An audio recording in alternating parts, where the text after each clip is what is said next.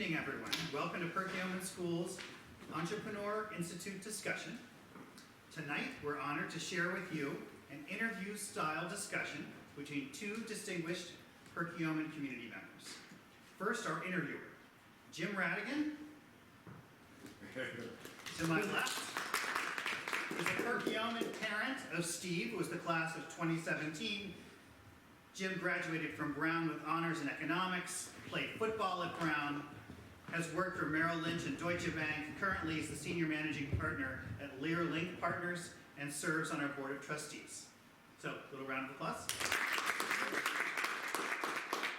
Our interviewee tonight is Joe Rosella, graduated from Perkiomen in 2004 and then Muhlenberg in 2008, earned honors in his major in economics. He was the football quarterback at both Perkiomen and Muhlenberg. He was vice president at Mass Mutual Greater Philadelphia and now is the CEO and founder of the Atlantic Agent Group. So join me in welcoming both of them. Thanks. Thanks, Mark. Appreciate it. I would just pile on from my perspective on Mark's intro, which I totally appreciate. As Mark said, my son started here in the fall of 2015, graduated in the spring of 2017, and had a phenomenal experience at Perk. So for that, thank you, Perk. It's a completely special place, special faculty. Thanks, everyone. And I, because of that experience, because it's special and hopefully will become even more special over time, decided to join the board in the fall of 2017 and have been on since. So, which is why I contribute time. So. Yeah, that's great. That's great. I think it's some of this purple swag. You know, it was amazing when I was here, right? Yeah. I get to be on the board. I think it looks good. Do you want to give a little bit of your history here, Joe? Yeah, I had an awesome experience at Perk. I've grown up a lot since my time here, a heck of a lot in a lot of different ways, and I think that I've said this before. I think the experience that I had here and the faculty that assisted me in doing that really contributed a lot to the growth that I experienced even after I graduated. So it was a great academic experience. The sports culture was great while I was here, so it was good. Great, thanks. By the way, I should have also said that Carol set this up a while ago with myself and Joe, and last night I got a text, and it sounds like Joe got a bunch of texts from relatives who basically concluded, even though he and I have never met, that my grandmother and his great-grandmother were sisters. So you guys start to question how shallow the gene pool is up here. It's you and my mom are second cousins, right? I think that's correct, yes. Second cousins, once removed, I believe. That's right. That's right. Okay. Do you want to talk a little bit, Joe, about just your experience here at Perk, and then what you think it prepared you for in terms of the professional Yeah, so world? I think, and I don't know if it started here or where it started in me, but I thought, to be a founder, you really have to think outside the box of your industry and where you are, and kind of the challenge, the basic fundamentals of your industry and the people around you. And by definition, if what you were doing is common sense, it would already be done. So 90% of the people are going to disagree with you anyway as you're getting rock and roll. I think the culture at Perk is it's accepting and very inclusive of different ideas. Kind of teaches you to think outside the box, a bit challenge you to kind of not accept what you're looking at face value. And I think that's what got it all started. And your professional career started after college with what? So it's funny. I fell into insurance kind of by accident. While I was in school, I was a research assistant on Capitol Hill in the Federal Trade Commission's Bureau of Economics, and in December of 2007, I was having conversations with them, and graduate 2008, we'll have you on board. We're ready to rock. So I thought I was just going to study econ, go into it, and be set. And then early 2008 happened, and a lot of that was government agency driven, and there was a little bit of a hiring freeze that went on there, and they were like, we're not giving the role to somebody else, but it's not going to you until we can figure out what we're going on here and budgets and things like that, because it was in the district, it was crazy. I moved my stuff down there. I thought my parents were going to kill me, so I moved my stuff down, moved my stuff all the way back. And so the funny thing is that I was good, like, you know, letter of intent. I thought I had a job. I'm like playing Madden while all my friends are like going on job interviews. And it turned around that they were like going to work, and I was like, I was the one that was looking for a job. And nobody was hiring. Unemployment was at approximately 1 billion%, I think. So I just started selling home and auto insurance for a state farm agent in Bucks County. Just, you know, as a commission job. There were no salaries that people weren't giving stuff out like that. And that, you know, I had a little bit of a knack for it, and that was it. Mm-hmm. So I started there at 22. I bought a townhouse in North Wales at 24. Got out of the production side of insurance, moved into management. At 26, I was a new agent trainer, just kind of helping new folks get started in the business. And then did a little recruiting, kind of on the HR side of the house. And then worked as a district sales manager for Farmers Insurance until about 2014, I guess. Kind of overseeing the Montgomery County, a little bit north of that. And then started over at Mass Mutual. So at Mass, came on board as a vice president for the Philadelphia region. And it was a lot of the same stuff, just they do more financial planning than where I was. It was more home and auto. And the idea was, Mass Mutual is it's an old firm, doing really, really great things for a really long time. But home and auto is not really a part of their insurance culture. It's life, annuities, disability, long-term care, securities business, financial planning, things like that. So the idea was we're going to bring a guy on with a background more in home and auto and help Mass Mutual build out that part of their deal. And kind of starting from scratch to build that out, ultimately realized it's not a really good way to start from scratch. Mm-hmm. So we built it. Got it. And to talk a little bit about Atlantic? So the easiest way, insurance it's an esoteric technical business, and we're gonna have to roll out the sleeping bags and pillows if we get too deep into it. But if you think about the way really explosive startups, what they do, they remove the barriers to entry on both the consumer end and the business end of what they're doing. So take Uber's a really good example. So the barrier to entry to getting into a cab is line of sight, right? And if you're somewhere like Philly or New York, that's easy, but here that would be a bit of a problem, right? Mm-hmm. And then the barrier to entry on the business side, like even becoming a cab driver, I mean, it's a whole different song and dance you have to do. What Uber obviously did was just remove the barrier of entry and becoming a cab driver and getting a ride. On the insurance end, on the consumer side, those barrier to entries have been coming down really rapidly for a long time. It's really easy to buy insurance. I mean, you've got Get-Go's and Flow, and you've got apps, and it's easier than ever to talk to your insurance agent and make a purchasing decision way easier than it was even just a decade ago. That's not happening though on the business side. For the insurance agent to secure insurance carriers in their office to be able to sell those insurance companies to the public, that is what we're tackling. So our clientele are insurance agents, and what we do is remove the barrier that an insurance agent faces in securing distribution agreements with the insurance carriers that they represent. Mm-hmm. So we don't have a public or a consumer-facing brand, but we do business with the insurance agencies.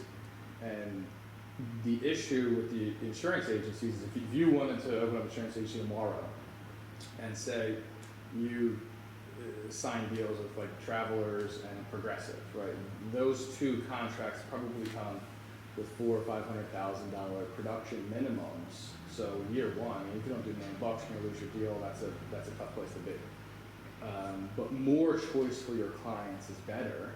The challenge is if you have 10 companies, you have a $5 million minimum that you gotta hit, or it's very expensive to staff up very, very quickly to meet those minimums early. So it's either a lot of money or it's like 8-9 years to get to where you should be. We're getting people there in a couple weeks. Because what we're doing is we're giving the insurance agent all of those contracts packaged and done. We've pre-negotiated them, and they're able, it's not overnight, but it takes a few weeks to get into the process. But we give them access to 10, 11, 12, however many it makes sense. We do it kind of a la carte, like where are you, whose rates are good in your area, what type of agencies do the individual carriers want. So we kind of custom fit what the deal's gonna be. But the end result is a month from now, they have all the carriers that they need.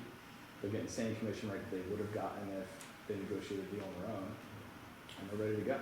So we're allowing agencies to act like they've been in the business from a public-facing perspective for 8-9 years, and they can act like that in a month.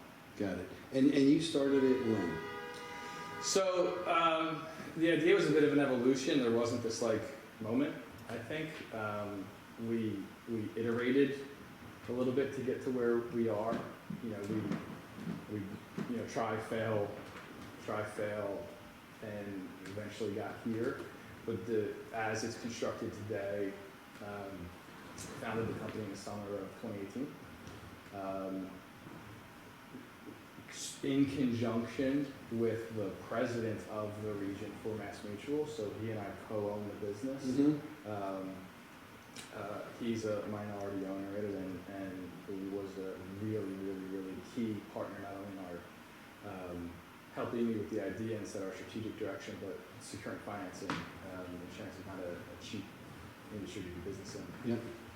So that is kind of how it's evolved. And then I passed off my Mass Mutual duties to elsewhere in the firm, and we hired from Mass Mutual a few folks. So only as of a few weeks ago am I not at Mass anymore, and I'm doing this full time. And the team is? So we have 43 people now, and our space is in Philly. We're on the 8th and 9th floor of Two Ballot Plaza there. And it was just, we've got a few dozen people doing this full time, and I'm like, so we had to obviously get the funding right and talk to the people that we needed to get me over, but we will get that done, as I say. Got it. And you want to talk a little bit, obviously in the context of starting a business, growing a business, entrepreneurs, figuring out a way to get the dough is critical. And you want to talk a little bit about that process? As far as how many folks you producing want to- revenue or funding to get it started? Funding. Okay, yeah, funding. Getting the funding, yeah. It's a big topic. We could spend obviously the whole night on funding, and I'm happy to offline and outside of this talk about it as well. It really depends on what you need from your funding partner. So there are firms that really specialize in helping you find great staff. There are firms that specialize in helping you find really great kind of influencers in your industry. Like, the money's not the point generally. I mean, it is. Don't run out of cash, that would be bad. But generally with the money comes other pieces of the equation, either from a personnel or strategic direction standpoint, that you really have to weigh and consider. And the money is generally expensive, and not from a control standpoint, board seats, things like that. So all of that you really have to consider when you're looking at term sheets, and the numbers start to get squirrely on you. And if I could change one thing about being a founder, I would have become an expert on that sooner, because I think I could have shortened that process up. I borderline bankrupted myself to get this thing going. You could have hired an investment bank. As many founders do. We should have found out later. Exactly. If I had, I think, become good at that sooner, it's really hard. I just find it hard. Like, there's no school. Like, you don't get taught that, right? So you got to educate yourself and be a student throughout the whole process. If I would have gotten good at that earlier, I probably could have shortened that down and maybe only missed like 4 car payments instead of like 5 or 6 while I was getting going. But yeah, it's a huge piece of the puzzle. And can you say who your funding source or sources are? So what we ended up doing is, I mentioned before, the guy's name is Harris, who's the president of the Mass Mutual region. He ended up buying a minority piece, a decent sized minority, but a minority piece of the company and put all the money in to fund it. So I was able to fund it through that, I guess, would be an angel investor through that terminology. We're looking into a Series B round now. So sold a piece of the company to him. Yeah, all equity. Yeah, all equity. We haven't used any debt instruments besides the normal stuff that is kind of month to month. But because I've heard a lot that debt instruments are a really, really good complement to the equity piece. We haven't had to do that yet, so we won't if we don't need to. But I was able to get the deal signed there. The really, really cool part about that is Harris is a really, really strong mentor to me, like on the mass side, and I probably got good at what I'm doing by watching him be really, really good at what he does. Mm-hmm. And as he's running mass, it's such a complementary business to what we're doing, so his expertise translates really well. So I was really, really fortunate there. Got it. And so you got 43 people on the team, just for the maybe the benefit of the students, who will be college students in the not too distant future. Can you talk a little bit about who you are trying to hire and what you look for in? Yeah, I look for the stuff I can't teach. Placement. Right. So one of the cool things about being a founder and doing something differently is, well, the struggle is that I struggle with the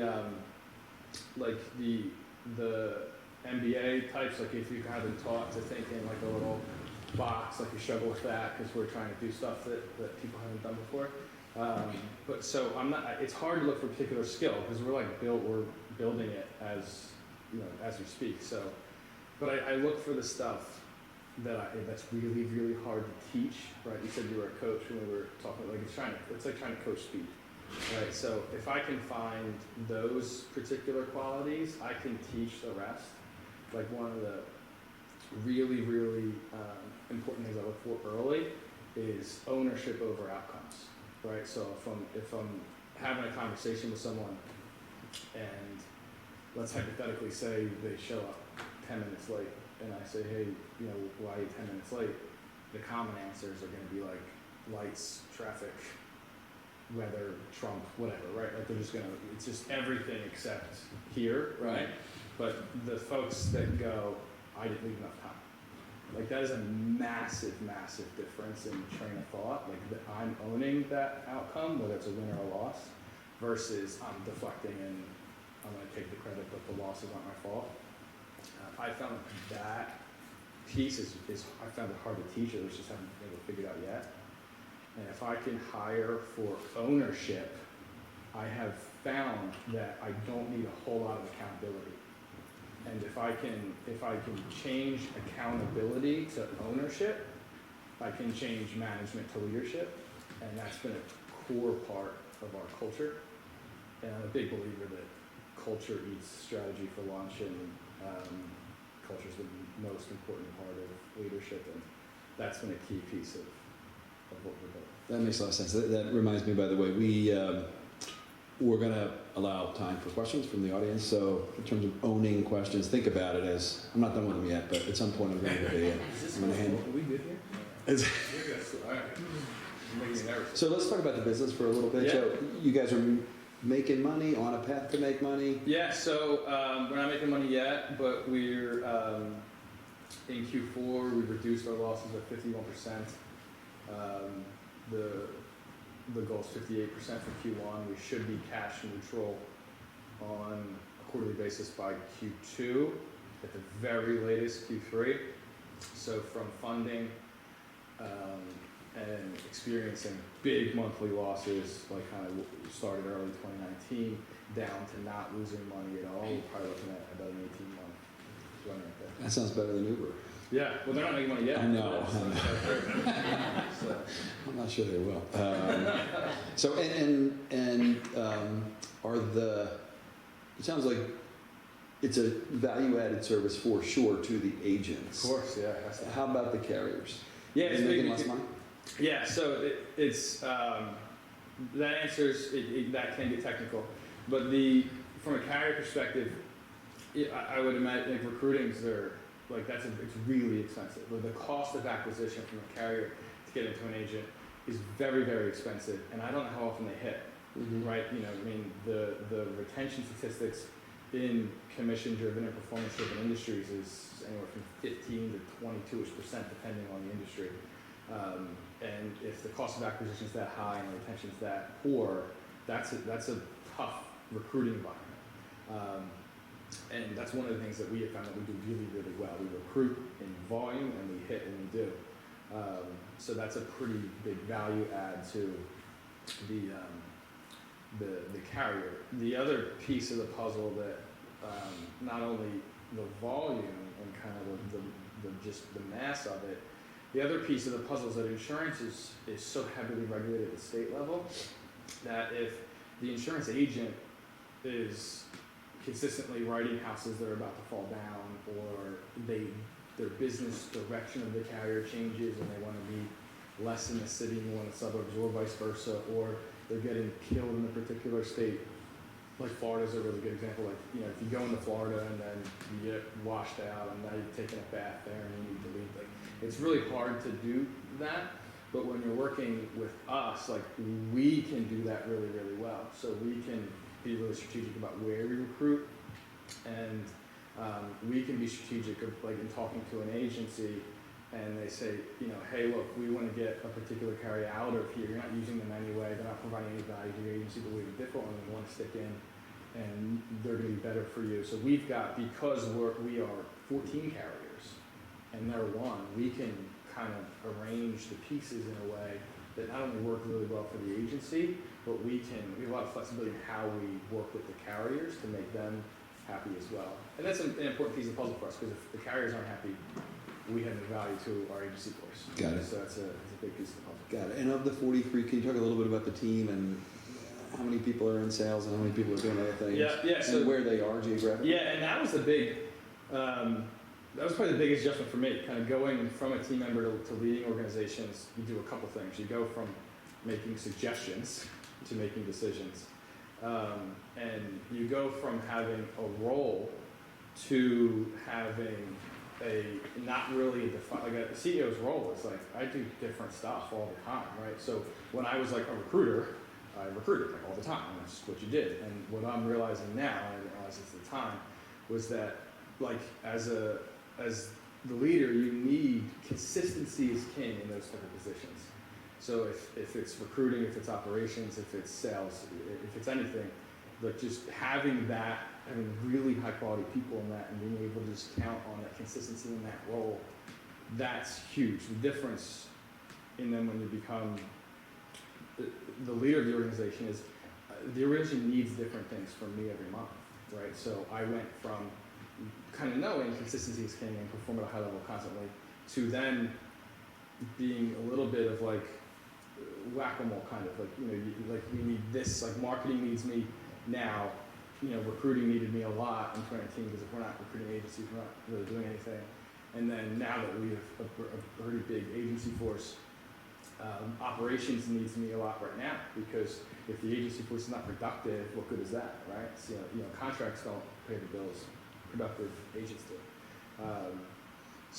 But the team, you know, I'm blessed to be surrounded with some really, really sharp people. And from recruiting to our operations team to our production team to sales, I mean, it's an awesome group. And the cool thing about our culture is that what I'm most proud of is you don't hit on every hire you make. I never will. And now we're getting to the point where I'm not even doing all of the hiring.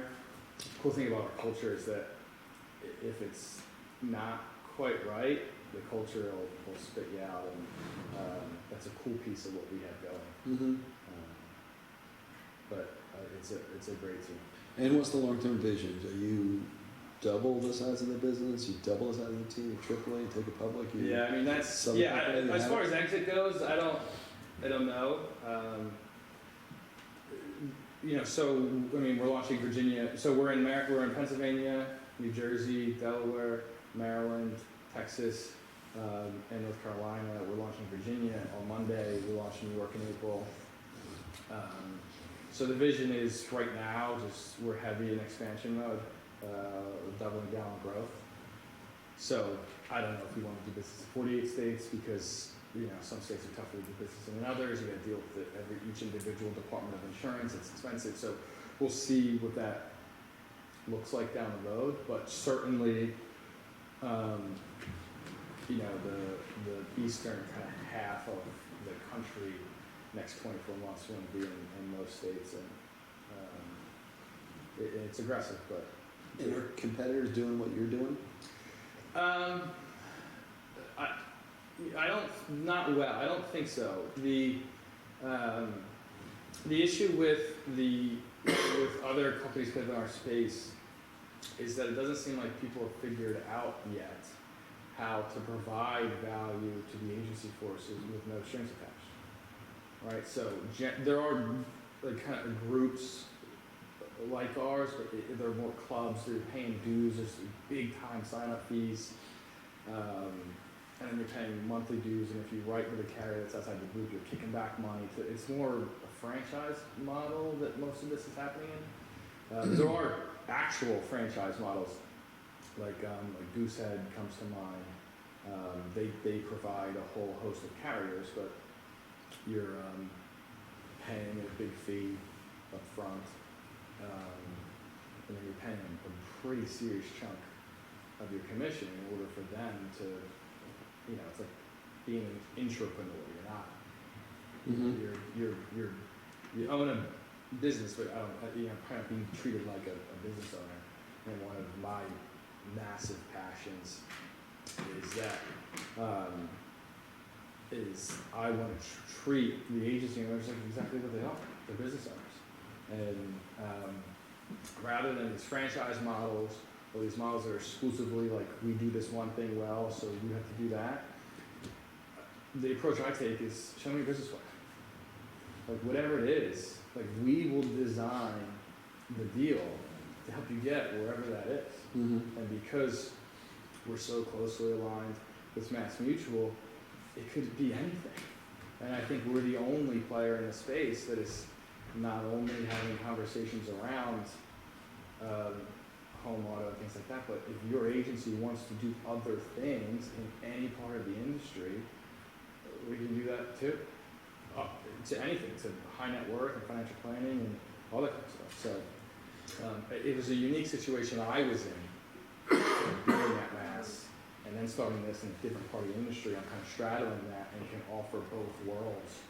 And I don't know of another company in our space that can do that. Got it. And you feel like you're built to handle a downturn, which will come, of course. Yeah, I think, not that I'm rooting for it, but we do well in think about the economic climate in 08 when I graduated.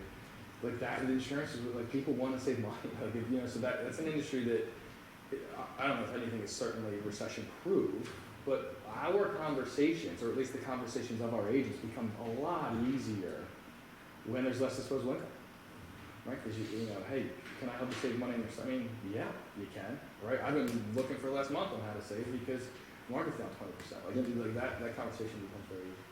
Yep. I think pubs are recession proof. Exactly. Yeah. Sure. Here, I know. Sure. Yeah. What can you talk about what you would have done differently? 18 or whatever it's been. Yeah. 18 months in the macro and maybe micro decisions. Yeah, in the macro, it certainly would have been get better at funding sooner and kind of learning that piece of the puzzle we talked about a bit. Because even at Mass, it's a heavy, in all of our industry, it's a performance-driven culture in compensation and recognition and everything, right? So as I am over here, and I'm obviously, and I'm transitioning Mass responsibilities out, right? I'm taking less of an income on that side of the house, spending a fortune pre-funding getting this done, that's a really bad recipe for your personal finances. So, and that was hard, and that was the hardest part about doing this. You gotta have a stomach of steel to dive into the deep end there. So I would have gotten better at that and probably saved myself a little bit of that headache. And you know, I probably would have moved faster, right? You've heard from a lot of founders say the key is just move fast and break things. I've heard that a lot. It's insanely true that, and this took me a while to get good at, and I wish I was good at this sooner, is wins and losses are exactly the same thing. It's just data points. And if I want to get here, and I'm here today, being here a month from now is the worst possible place to be because you have no new information on how to get here. Like I would rather run 100 miles an hour in the wrong direction than stay still. Because if you're going in the wrong direction, that's so valuable just to learn why it's wrong. And if you're going 100 miles an hour, it's not that hard to just nudge, and you're fine, right? But so I would have done more quicker and not worried about the results. Because that's like trying to predict the score of the game at the national anthem. Yep. Just go, just do. Anything keep you up at night? Yeah, I mean, less post-funding than pre-funding, no doubt. But it's just, I think my job is set the tone for the culture, set the strategic direction, really, really put great people around me, and then get out of the damn way. And just let people, do what we hired them to do. And has your daily routine changed a lot? I mean, other than your day job has changed, has the routine changed? I think it's easier to be more intentional now, and I'm a big believer in intentionality. I think that it's too easy to react to everything and then get to Friday and be like, what the hell did I get done this week? Right? Like I had a to-do list going into the week. I reacted to stuff all week and got nothing done on the list, right? So I'm okay at this now. I wish I was a lot better, but what I'm able to do better now is be really intentional with my time and make sure that I'm saying no more often. And I'm in a position now where I can do that. And I'm really being intentional about what I'm accomplishing. I think that, and you have to be, I believe in pouring from a full cup. Like to say, put your own oxygen mask on first. I believe in, if I'm no good mentally, like I'm no good to anybody else either. Right? And when you have a team and the folks at home that count on you, you gotta be sharp. So I just believe in being really intentional with my time. And that includes making sure you're getting reading in, and I call them strategic blocks, where you're working in the business all week. I take 6 hours out of my week and work on the business instead of in it. And that's been the key. And now that I own entirely my schedule, that it's been easier to be more intentional with my time than to constantly be reacting. And I preach that to my team. Intentionality is key. We're trying to get a lot done and get done quickly. If we're not really intentional about what we're doing and how we're doing it, it's going to be really hard to get that done. But I mean, make sure you take time for yourself, family. I don't track vacation days, so make sure we're locked in to our lives at home. But when we're in, right? And we're 100%. Got it. So I'm going to shift gears from the business real quick back to, if you put yourself back at Perk as a student, what advice would you give to these guys, knowing what you know now? I would say taste a lot of things. I was not a founder that wanted to be a founder necessarily. I wasn't looking for an idea. There was a problem, and I solved it and made a business out of it. But I wasn't sitting here saying I'm going to be an entrepreneur. It wasn't my deal. But I know that's where a lot of folks are. So I would do a lot and just don't keep score. And train your brain to not react to your wins and your losses. Being flat is hard, but it's probably your best asset early on. Because if you're reacting to your wins and you're up too high, things aren't as good as you think they are, nor they are probably as bad. And then don't react to your losses. I mean, it's just data points, just information. So I would just taste a lot of different stuff, do, and then have a really, really healthy relationship with the concept of failure. And if you don't have a good relationship with the concept of failure today, work on that first. Because if you're good at failing, and if you like embrace the suck that I say a lot, that's gonna be huge. Got it. Any questions from the audience? I can keep going, but points for the first question? I was just wondering, like, when you were younger, probably, I mean, I guess like freshman, sophomore year of school, what in your mind do you think that you would do? What career? Not this. I mean, I don't even know how I got into the school. So, I mean, for me, I knew business. I wasn't studying anything else. I wasn't pre-med or anything like that. So I knew business, but I honestly thought that it would be an aspect of a business where I could lead a team, do something like that. Yeah, I really enjoyed behavioral economics. I was not good enough at calculus by any stretch of the imagination to do the number side of calc, or the number side of econ, but behavioral economics, the study of how people respond to incentives, I really had a serious interest in, and still do to this day. A lot of the reading I do is centered around that. I think that translates really, really well in leadership. But I'd probably done something like that. But you know, when I graduated, blessing in disguise, nobody was hiring, so I started selling stuff so that I could. And in the beginning, it wasn't, you know, I was trying to buy beer on the weekends, and there was Further proof that we're related. yeah. There you go. But and then from there, it's just, it's just snowball. I mean, the only thing, by the way, if I can pile on to just answer that question, the only thing I would say just for today, for you guys, I'm sure you guys get lectured a lot, just vis-a-vis things, and I totally agree with everything Joe said. The only thing I would say is that we're sort of in a much different world than the world that we were in when Joe was at Perk, and certainly a way different world than the world that I was in when I was in high school, and the velocity of change is so high. And so because that velocity of change is high, and no one has a crystal ball in terms of what it's going to look like, you in fact need to embrace the advice of being comfortable touching a lot of things and being comfortable failing than we ever had to. Because I don't want to say it was easier, but it's more important today than it ever was. Yeah. And the other thing that I would say on the advice part, once you've got a good relationship with failure and kind of understanding that that's going to happen a lot, and don't keep score and just do and move and go, and the concept that movement in any direction is a lot better than doing nothing. Work on your ability to be uncomfortable. That would be like the second piece of the puzzle. I call it, and I've heard this a lot, is be comfortable being uncomfortable.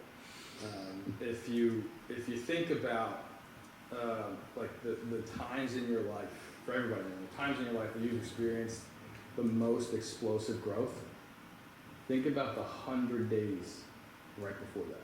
Those are probably the toughest parts of your life, right? And it's so true that if you can understand that exponential growth comes from being uncomfortable and having to adapt to that and growing and then succeeding as a result of the growth that you did because you were uncomfortable, like if you can get that, you become allergic to being comfortable, because then you're like, I'm not going to grow, right? So there are times where I'll intentionally bite off too much because I realize I'm just kind of pop, and like I'm not growing because there's nothing constricting me or forcing me to react to grow. So being uncomfortable is hard by definition, but you'd be shocked at how strong you are when you feel like the world's coming down on you, and how strong you get to push the world back up, and that's where the muscles come from. So that's a huge piece of the puzzle. Did you have a question? I was wondering, have you ever had this, like, have you ever had to like invest in yourself? Either like having to travel somewhere to meet, like, let's say a mentor or Yeah. someone like that. Have you ever had a moment like that? Yeah, I mean, you have to invest constantly, right? You have to invest. I think your headspace is your most valuable asset, and you got to invest in that. You have to treat the headspace that you're in just like you treat, getting in shape for sports. I believe it is possible for it to be 70 and sunny inside your head every day. It's hard to get there, and I'm not there, but I'm working on it. I think that, optimism and positivity, you have to take time and then make an investment in time to be really, really intentional about that stuff. And financial investments constantly, right? I mean, if you're looking to be a founder, you're going to spend money you do not have in order to build what you're trying to build.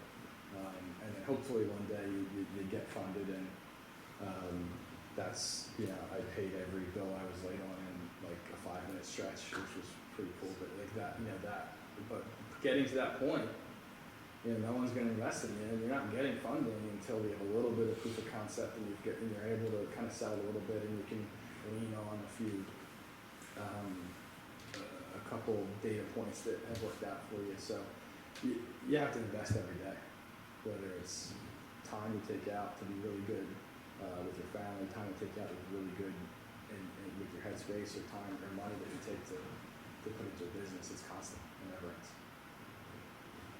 Please. What was the hardest thing that you had to balance while you were trying to build all of that? What did you have to sacrifice in order to accomplish your goals? Yeah, besides not running out of money,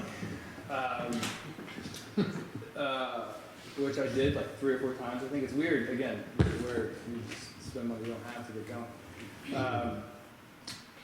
Yeah, I think that's a big piece of the puzzle, obviously. But the other sacrifice is like, I think a lot of people people look at CEOs and the big shots of industry, and they say, I want that. I want to be her, right? And she's killing it, and I want to be her when I grow up. Everybody does, right? The financial freedom, the power over your time and your schedule, the ability to give back to your community, all of that stuff. Everybody wants that. Very few people want to put in the work. An astonishingly low number of people want to put in the work. So what it's going to take is that, and that's the biggest piece of the puzzle. I think you have to connect really deeply to your why. Simon Sinek does really great work in the book Start With Why, and it's a really great book on connecting with why you're doing what you're doing. That's a really powerful way to get your headspace right, is kind of to connect to your why every morning. Like, why am I doing what I'm doing? This is not going to be easy today, but this is why, and that's what kind of centers you. But the sacrifices, it's not complicated in this work. And you have to decide that the cost of that is getting in the dirt. And you have to be willing to do that. And when I ask that, everyone's like, yeah, I'm willing to put in the work. And then, the behavior says otherwise. I saw something, I was in an office, and there was a sign on the wall, and it says, the extra mile is a vast, unpopulated wasteland. And it's so true. But just be ready to put in the work. Yeah. So is the moat around your business that you figured out, this gap between carriers and the agent, and is that purely you figured out how to make it profitable, or figure out how to make a profit from that? And if so, is that somehow data driven through an AI solution? Is it a software solution that you figured out? It's a bit of software, yeah. The software developer we hired out of Texas, they did a phenomenal job for us. The bigger piece of the puzzle is the barrier to entry for the insurance agent to be able to offer a full product shelf to their client from day one. Because each individual insurance company is going to manage their close rate differently. Okay. We have insurance companies on our shelf that just write coastal properties, and we have insurance companies that won't touch coastal properties. And if you want to be a full service to someone that lives here and has a beach house, you need both. And an insurance agent might not have both because they don't have the deal with both, or they don't have whatever. But it'll take them time to get there. Right. But instead of taking that time, they come on board with us. So instead of having to speak to an analyst or an underwriter or someone like that, they have a software solution that makes it quicker? Yeah. A lot of the, an underwriter, there's fewer and fewer of them. That is just certainly than was a decade ago. That's a less heavily software driven now. Sure.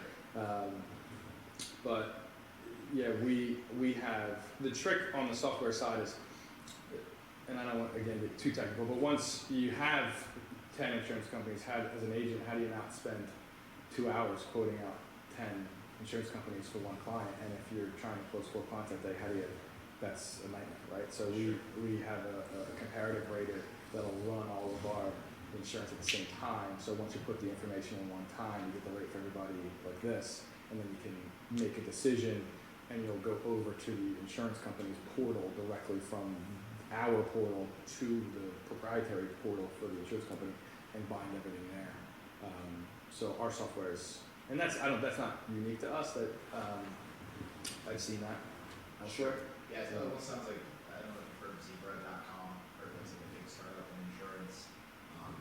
I don't know if your model similar or heard of that. Yeah, I'd have to look at it. No, but yeah, from a software perspective, that's about what it is.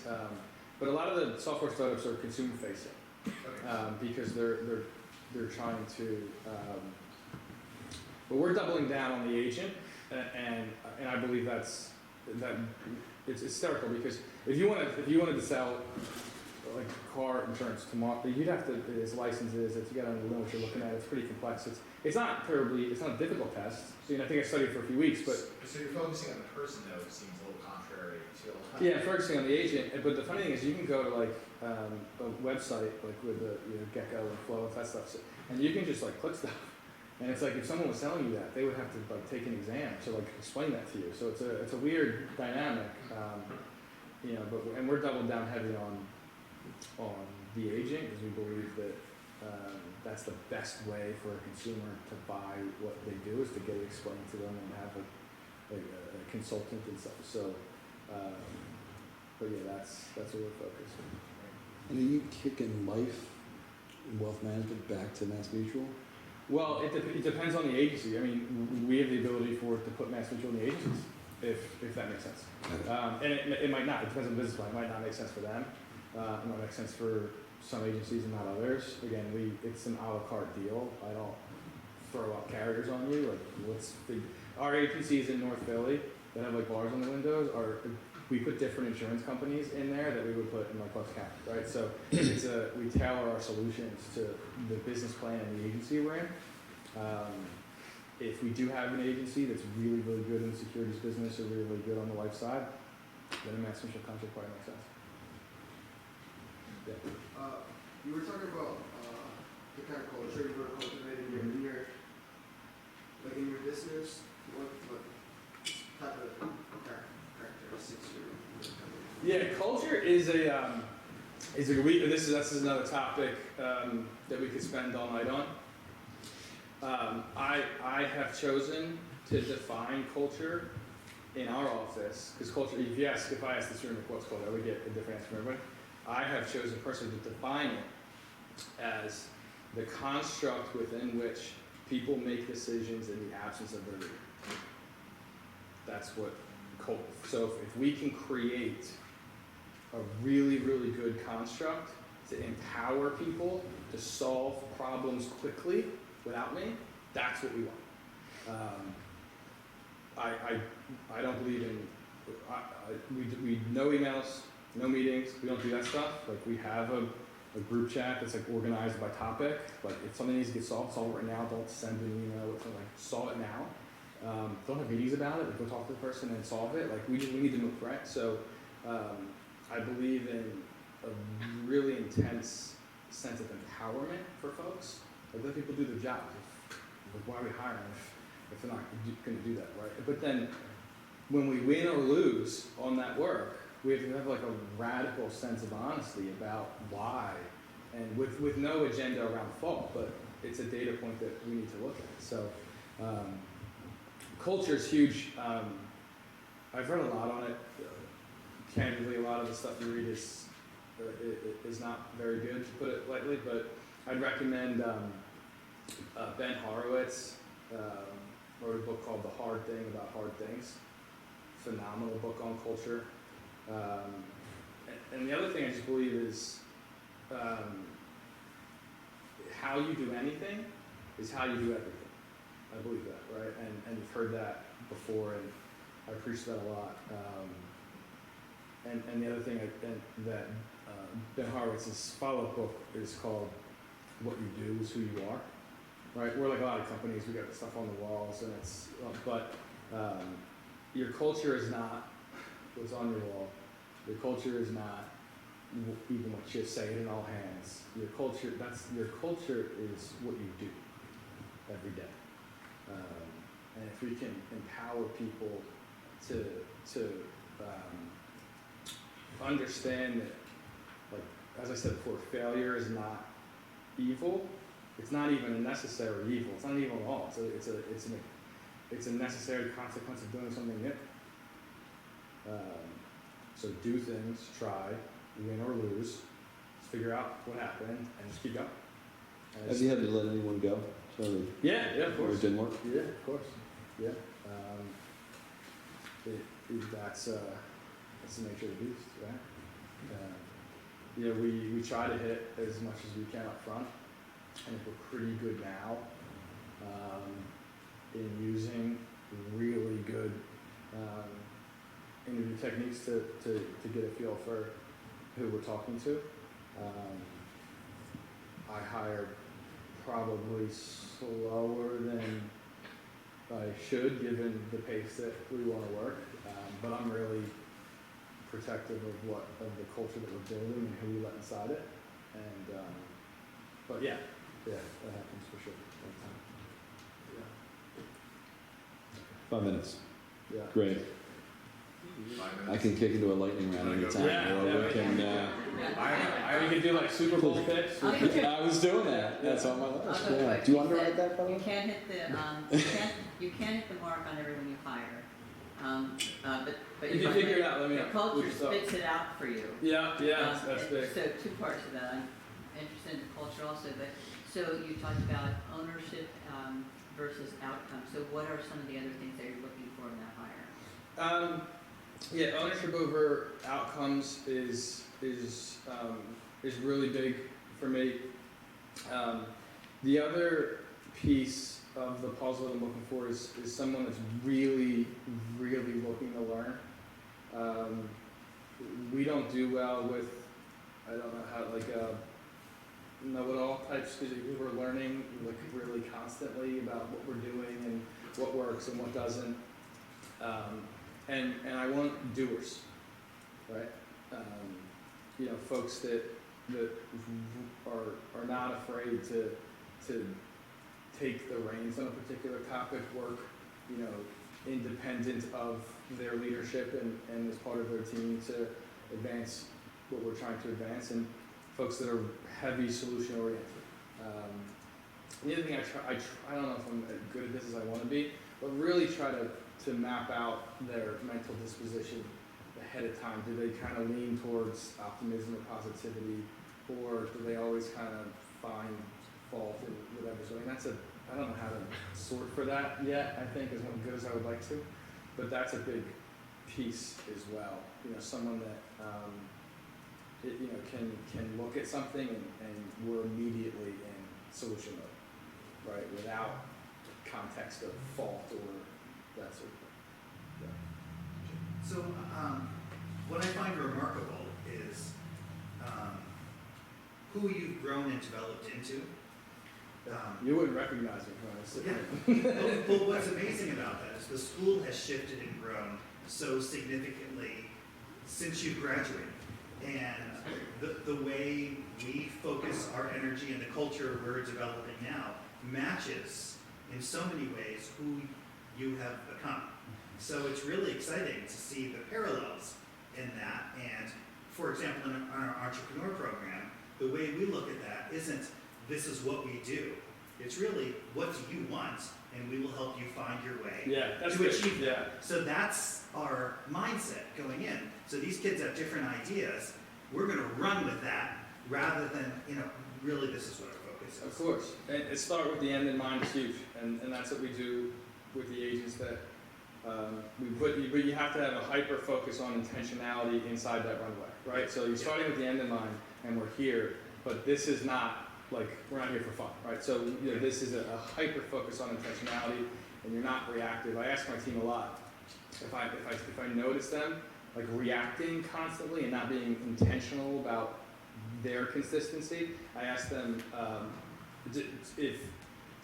what a thermometer.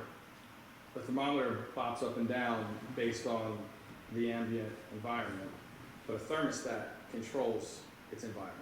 So I'll ask sometimes, are you being a thermometer or thermostat right now? And if I notice that it's heavy, like I'm over here now, I'm over here now, I'm over here now, I'm heavy in that. So it's inside that runway towards the end, it's hyper focus on what we're trying to accomplish. So my question coming out of that is your industry, what the industry has been traditional.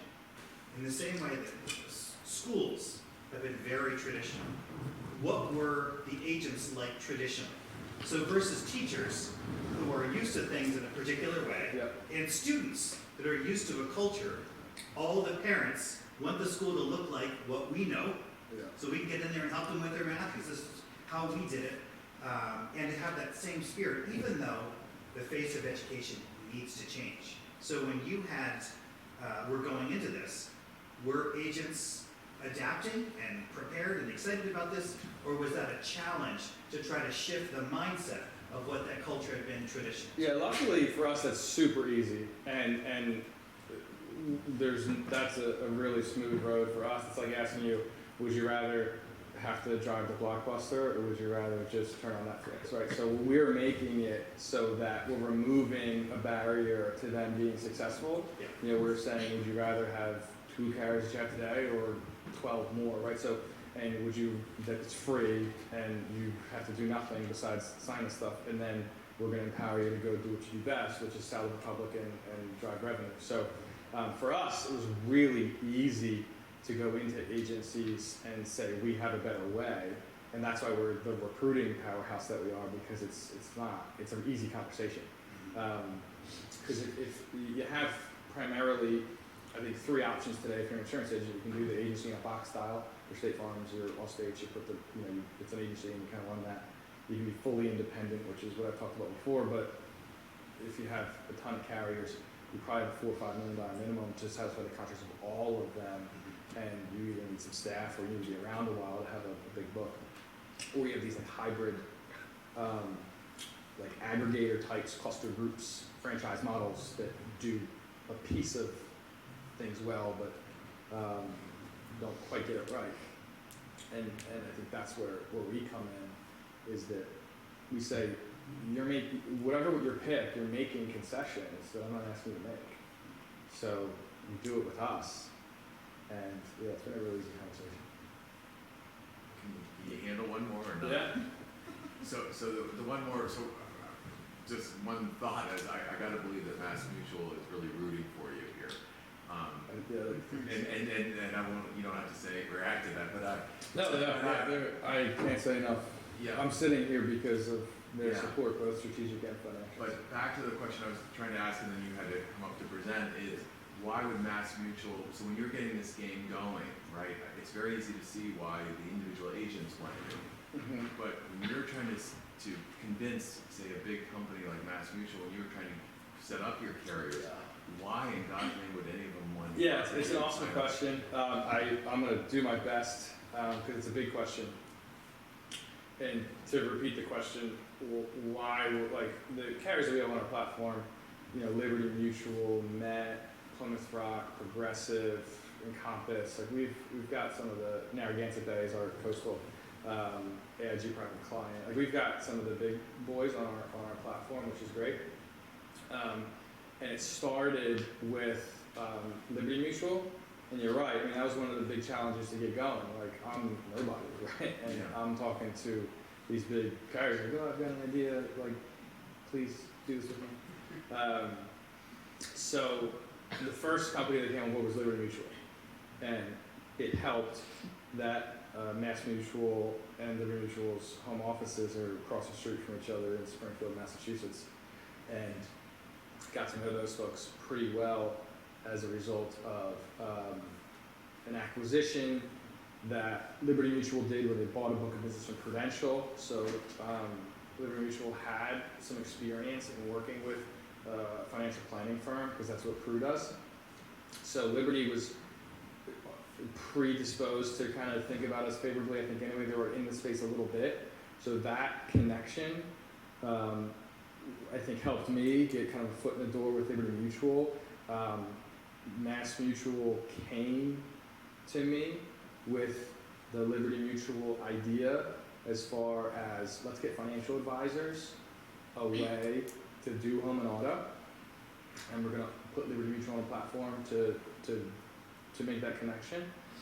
And then when we took that and brought that out to retail independent agents and say, hey, we have access to a point with Liberty Mutual, people were gobbling that up because that's a really hard appointment to get, and we had an appointment authority to give that appointment out. That was a big piece of the puzzle. And then we said, well, why are we, that's why I said that this is iterative. Why are we just doing this with Liberty? Right, so let's get 12, 14, 15 carriers on board. But because we did it for 2 years, Liberty started back in 2015. So we did this for years, just with Liberty and just with financial advisors.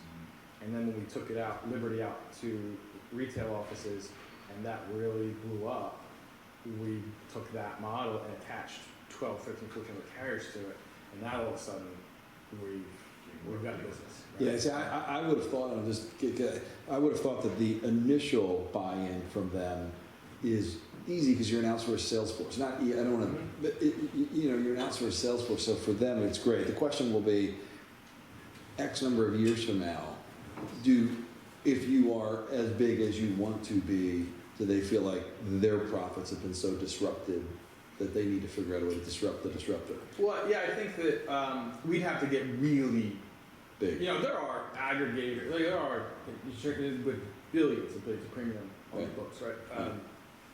And that hasn't happened in that space, so I imagine we'd be safe from that perspective. But it's an awesome question, and it's another topic I can spend the whole night on, and as far as what those iterations looked like and the thought process behind each one and kind of the wins and losses in each piece of that puzzle.